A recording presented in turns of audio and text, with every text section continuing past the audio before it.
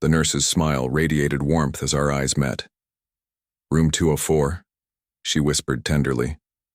Perspiration seeped through the bouquet clutched in my trembling hands. Blue roses, Melissa's cherished favorite. I'd rehearsed this pivotal moment countless times in my mind for months.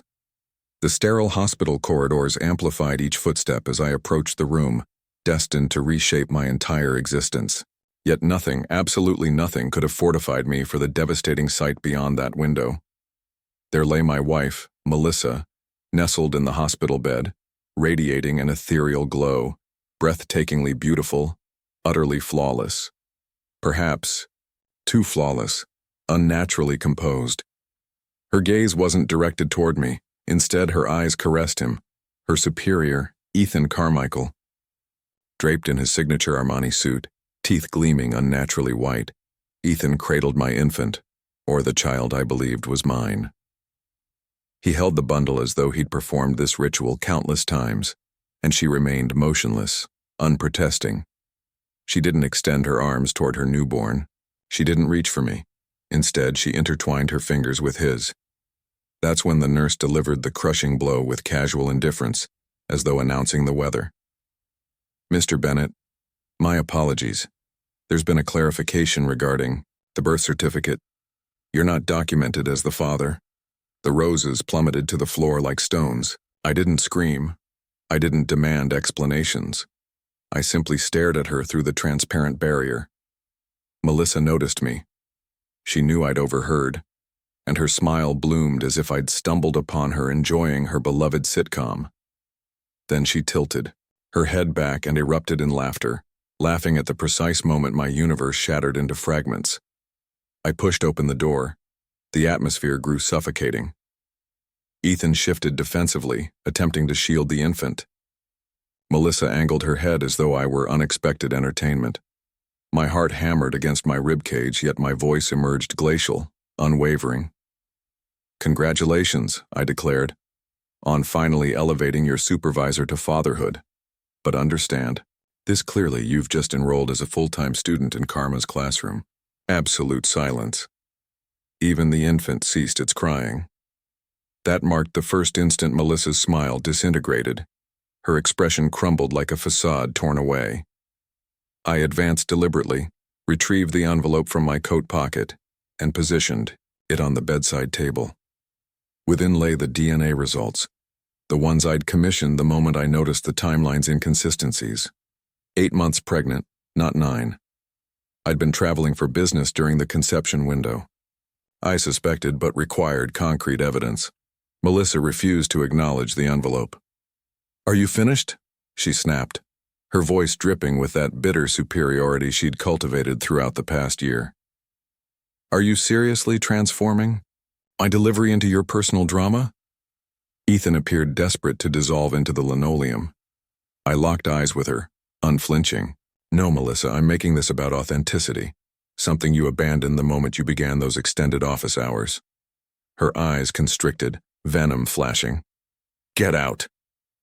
I pivoted, walked past the nurse who seemed desperate to vanish. The corridor remained frigid.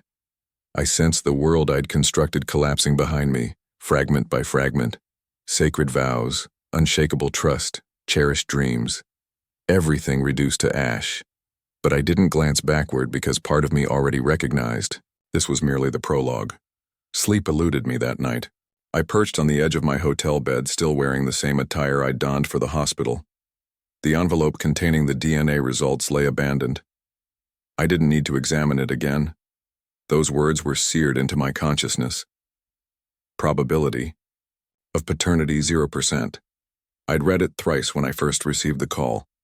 The lab technician even offered to reprocess the sample for certainty, but deep within I already knew the devastating truth. I'd known for weeks, perhaps longer. Everything commenced when Melissa's work schedule became erratic. The firm had secured some major corporate contract, and suddenly her phone buzzed incessantly at all hours. She'd abandon our bedroom for midnight calls, whispering behind locked doors. When I inquired, she'd erupt and accuse me of distrust. Initially, I questioned my own sanity. Then came the business expeditions, invariably with Ethan. They'd disappear for entire weekends, no messages, no updates, just her returning with that smug expression as though she owed no explanations. The fragrance clinging to her clothes didn't match her usual scent. Once, she left her laptop open, and I discovered a calendar invitation for a hotel dinner, exclusively her and Ethan. When I mentioned it, she transformed it into my flaw. "Oh my God, you're being incredibly insecure. Ethan's like a mentor to me. Just because you're some small-time contractor doesn't mean I should cease advancing my career." That was her signature move: deflect, diminish, and manipulate. Every time I attempted to address the discrepancies, she blamed me for being jealous, controlling, or paranoid. But something fractured within me after she conceived. The timeline was impossibly narrow. I was absent during the entire window she should have conceived. Yet she insisted the due date was premature. "Not every pregnancy follows textbook guidelines," she proclaimed. "God, educate yourself for once." So, I smiled, nodded, and orchestrated behind the scenes. I commissioned the test. I performed the devoted husband charade. I financed the baby shower, captured photos for her Instagram, and allowed her to post captions like, "Can't wait to meet our little miracle," while knowing damn well that miracle originated elsewhere. And the most agonizing part? I desperately wanted to be mistaken. Despite everything I suspected, part of me hoped I was overthinking, that perhaps I'd miscalculated the dates, that maybe I was the father. But I wasn't, and now the entire city likely knew it too. The celebration at the EAL hospital, her colleagues, friends, family, they witnessed everything. They heard my declaration. They saw her expression. The laughter ceased abruptly, and for the first time in our relationship, she had no retort. She was utterly speechless. Yet sleep still evaded me because betrayal isn't merely a blade. It's a slow-burning fire that devours you from within. Melissa hadn't simply cheated. She'd made me love an elaborate deception. 2 days following the hospital incident, I returned to our residence, not to remain, but to retrieve my belongings. My attorney had already begun drafting divorce paperwork. I simply wanted to collect essentials: clothing, tools, documents. When I pulled into the driveway, her car was absent. Perfect. I didn't desire another confrontation. Not yet. The front door still displayed the wreath she'd hung. For the baby's arrival, "Home, sweet home," it proclaimed in golden script, adorned with pastel ribbons. I nearly laughed. Nothing about that residence felt sweet anymore. Inside, everything was pristine, as though she'd scrubbed every surface to eliminate traces of guilt. But betrayal leaves fingerprints that no detergent can erase. I proceeded directly to the bedroom. That's when I spotted it, her phone charging on the nightstand. Unlocked. I shouldn't have looked. I understand that, but I did because part of me still craved the complete picture, the kind of anguish that confirms what the heart already suspects. The first message was from Ethan. "Miss you already, baby. Looks just like me," accompanied by a winking emoji. "When can I see you again?" There were photographs, intimate ones, not just of them together, but of her posing, teasing, moaning through text, adorned in the lingerie I'd purchased, on the bed we'd shared. Then voice recordings. One featured her whispering, "God, Ethan, I wish I'd met you before I wasted all those years with him."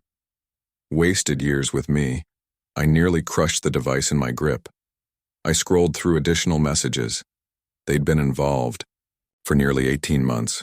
Dinner dates disguised as late meetings, office retreats transformed into romantic getaways. Every memory she'd shared with me during that period was contaminated, rotten. But there was more. She wasn't merely cheating emotionally or physically, she was scheming. Screenshots of our joint accounts, discussions about property values, even a draft prenuptial agreement she'd forged with a counterfeit signature in case I became obstinate during the divorce. She was orchestrating my exit before I knew I needed to leave. This wasn't simply infidelity. This was warfare. I departed the house without touching another item. Not my clothes, not my photographs, not the books I treasured. I didn't want her claiming I'd stolen anything. I left the phone on the pillow, screen still illuminated, Ethan's arrogant grin staring back. When I reached my truck, I took one final look at the house. Our home, the place where I'd envisioned raising a child, aging gracefully, watching sunsets from the porch. Now it was merely another crime scene, and she was the weapon. She called that evening. I let it ring. She called repeatedly, then left a voicemail. "Logan, stop being theatrical. You embarrassed me at the hospital. You didn't need to say that. Before everyone. You could have handled it maturely." Maturely? The audacity. I didn't respond. The following morning I received a message from her mother. "Please speak to Melissa. She's extremely upset. She didn't intend for this to unfold this way. Didn't intend for what to happen? To be exposed? To parade her boss and baby like some twisted fairy tale? She didn't intend for me to discover the truth before she finished rewriting our lives." That afternoon she appeared at my hotel uninvited. I opened the door and stared at her, still wearing full makeup, as if dressing for court, not an apology. She cradled our baby, their baby, no ring on her finger. "May I enter?" she asked, as though this was merely a minor misunderstanding. I stepped aside. She didn't sit, she paced. Typical Melissa, commanding the space. Even now. "I understand you're angry," she began, "but you need to comprehend that things haven't been functioning between us for a considerable time. You've been distant, and Ethan, he was present for me when you weren't." "Melissa," I said slowly, "I was working 60-hour weeks to finance your car, your lifestyle, and that house you desired so desperately. Distant? I was exhausted from carrying everything while you snuck off to hotel rooms with your supervisor." Her expression twitched. She despised being challenged, always had. "I was lonely," she snapped. "You don't understand what it's like being with someone emotionally unavailable." I laughed bitterly. "You mean someone who didn't shower you with constant adoration while you played house with another man?" Silence. She adjusted the baby, who began fussing. "Look," she said, softening her tone. "I didn't plan this. It simply happened. Ethan didn't expect it to escalate this far either. We didn't anticipate falling in love." Falling in love? That phrase struck like a bullet to the chest. Were you ever going to tell me, or was I destined to raise him while you maintained the charade? She didn't answer. That was my answer. "I want full custody," I stated flatly. Her head snapped up. "You're not even the father, but I would have been. I was prepared. You weren't." She blinked rapidly, but no tears emerged. "You're a monster," she hissed. "You're attempting to destroy my life simply because I found happiness elsewhere." I stepped forward and locked eyes with her. "No, Melissa, you destroyed your life. I'm simply walking away from the wreckage." She stood frozen momentarily, then grabbed the baby carrier and stormed out. That was the last time she ever looked at me with power in her eyes, because from that moment forward, I was no longer her fool. The divorce proceedings advanced more rapidly than anticipated. I'd hired an attorney renowned for being ruthless, a woman named Dana Cross, cold, sharp, terrifying in court. She absorbed everything, every message, every file, every lie. When I handed her the forged prenuptial agreement Melissa and Ethan had drafted behind my back, she didn't flinch. She simply said, "She's going to regret underestimating you." I no longer wanted the house. Too many ghosts haunted those walls. But Dana said, "We take it. We seize everything they thought they could build together, brick by brick." So we did. Melissa fought initially, attempted negotiations, pleaded for joint custody of the dog, then claimed I was emotionally abusive, that I'd isolated her. Her attorney tried painting me as cold and controlling. But screenshots don't lie, voice recordings don't lie, and DNA tests definitely don't lie. Ethan attempted remaining behind the curtain. But once the documents became public record, his name was everywhere. The media seized it, office affair, married executive scandal. Melissa lost her position within the week. Turns out Ethan was married too. His wife filed for divorce the moment the story broke. So much for cementing their love. Now they faced a legal tug-of-war between two disgraced individuals with reputations in flames. I never spoke publicly, not once. But behind the scenes, I purchased a cabin in Montana, quiet, isolated, peaceful. My phone barely functions there, and I prefer it that way. I resumed sketching, building, breathing. Meanwhile, Melissa's world imploded. She messaged me once, weeks after the court settled everything. The message was brief. I miss how simple it was with you. I stared at it for an extended period, not because I missed her, but because it confirmed everything. She never wanted me. She wanted comfort, control, a stage to command while I held the spotlight, and when someone wealthier, sleeker, flashier appeared, she replaced the man but not the narrative. Melissa didn't fall in love. She upgraded her illusion, and it backfired spectacularly. I didn't reply to the message, didn't block her either. Some people deserve to witness how far they fall when they attempt to soar on lies. One evening, I encountered a mutual friend, Rachel, someone who always tried maintaining neutrality. She asked, "How are you coping after everything?" I smiled. "Genuinely better than ever," I said, "because I'm finally liberated from a war I didn't realize I was fighting." She nodded and whispered, "She never deserved you." And for once I believed it. Several months passed. The chaos faded, but the echoes lingered. Every time I opened a drawer and saw something she'd selected, it was like a mosquito bite on a scar. Small but sharp enough to remind me that healing isn't always tranquil. I had a habit of rereading the DNA report at night, not because I needed proof anymore, but because I wanted to remember. Not the betrayal itself, but how blind I'd been to it, how willing I was to believe love meant sacrificing my own intuition. That paper wasn't just science. It was my awakening call. I deleted the last photograph of us together. It was captured at a Christmas party the year before. She wore crimson lipstick hanging on my arm, smiling as though she hadn't already incinerated our marriage behind my back. I'd studied that photo for months, searching for signs. Now I saw it for what it was. Performance art. Nothing more. One day, I received a call from Ethan's wife, ex-wife now. Her name was Claire. We'd never spoken before.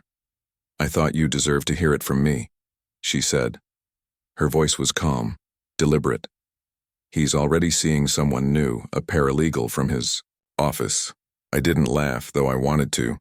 Instead, I simply said, "That tracks." Claire paused, then asked, "Do you ever wonder if they even feel guilt?" I pondered for a moment. "No. I think people like them only feel regret when they lose power. Guilt requires a conscience, and that's not in their toolkit." We ended the call respectfully, two former strangers with shared wreckage between us. That weekend, I cleaned out the attic. Melissa's journals remained there, boxed with her college trophies and yearbooks.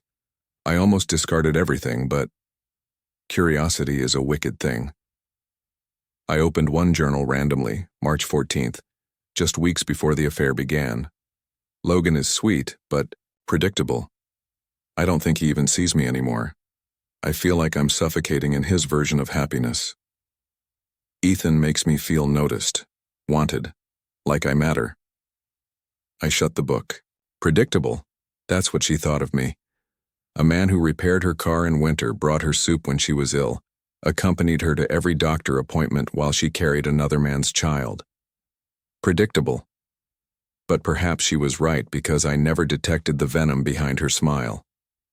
I never expected betrayal to wear perfume and heels and call me baby, before kissing my cheek and lying through her teeth. I threw the journal in the fireplace and watched it burn page by page.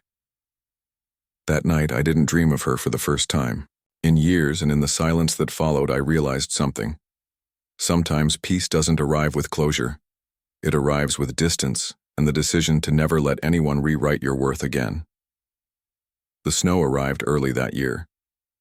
I was outside the cabin stacking firewood when the silence struck me. Not the kind that's empty, but the kind that feels earned. You don't realize how deafening betrayal is until it's gone. The constant tension, the fake smiles, the manipulation. Behind every "I love you." Now all I heard were birds and wind and my own breath. I kept thinking about the man I used to be, the one who apologized when she forgot things, the one who stayed up until 2 a.m. to build a crib for a child he didn't create with a woman who called him suffocating in private. That man had died at the hospital the moment Melissa laughed through the glass. The man left behind had no space for illusions. I didn't date, didn't drink, didn't rage. I rebuilt. Rebuilding doesn't sound glamorous. It's not a movie montage with upbeat music and inspirational speeches. It's waking up at 6 a.m. and making coffee without crying. It's throwing out the plate she used to love because you don't want to see it anymore. It's learning how to cook for one and eventually enjoying it. It's stillness. One morning I received a letter. Not an email, not a text. A letter handwritten in the loopy cursive I hadn't seen since our wedding invitations. Melissa. The envelope. Sat on my table for 2 days. On the third, I opened it. I've made so many mistakes. I don't expect forgiveness. I just wanted you to know I'm sorry. Not for what I did, but for what I ruined. I ruined you. I ruined us, and I don't sleep through the night anymore. There were more words, pages of them. Remorse dressed in poetry, regret coated in self-pity. I folded the letter, lit a match, and let it join the journal in the fire. Her guilt was not my responsibility, not anymore. That same afternoon, I got a knock at the cabin door. It was Claire. She had been passing through, she said. Wanted to see the mountains. Thought maybe we could get coffee. We sat on the porch in silence for almost 20 minutes, watching the sky turn the color of bruised lavender. She didn't mention Ethan. I didn't mention Melissa. We just talked about books, about life, about how quiet can feel like music after enough chaos. And for the first time in a long time, I wasn't thinking about who wronged me. I was thinking about who I could become, now that the noise was gone. Sometimes revenge is just survival, and sometimes the best closure is no longer needing any. It's been a year now, 12 months since the glass window, since the laughter, since the roses hit the floor. And you know what? I don't think about her every day anymore. That realization came quietly.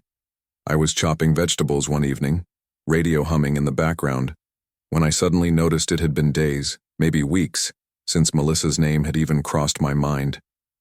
There was no rage left, no grief, no bitterness, just space, empty but calm. She texted me again last month, one of those "hope you're doing well" messages that sound harmless, but drip with ulterior motives. I didn't answer, not out of pettiness, but out of peace. Finally understood that closure wasn't something she could give me. It wasn't an apology, it wasn't even revenge. It was this knowing. I'd never let someone like her define me again. I don't hate her anymore. I pity her because she traded loyalty for lust, a future for a fling, and a partner for a paycheck. And when the consequences came knocking, she realized she was never built for the weight of real life, only the illusion of winning. Meanwhile, I kept building. The cabin's finished now, fully furnished, warm and quiet. I installed a wood-burning stove, planted a small garden, even carved a few pieces of furniture myself. Every inch of it carries my effort, my story, my fingerprints. Sometimes Claire visits. We don't talk about what happened. We don't have to. There's something healing about sitting beside someone who knows your kind of damage, someone who doesn't look at your scars like warnings, but like weathered maps of where you've been. We fish. In the nearby stream, we cook, we read. It's not romantic, at least not yet, but it's real. And after everything, real feels like a miracle. If you ask me what I've learned, it's this. Never hand your loyalty to someone who treats it like a disposable gift. Pay attention to patterns, not promises. And if something feels off, trust your gut. Your heart may love blindly, but your soul always knows the truth. I used to think love was measured by what you were willing to forgive. Now I know it's also about what you're no longer willing to accept. To anyone out there going through what I went through, listen carefully. You will survive this, not because it doesn't hurt, not because justice will always be served, but because you'll eventually see that their betrayal said everything about them and nothing about your worth. You are not broken. You are not unlovable. You are just learning what not to tolerate.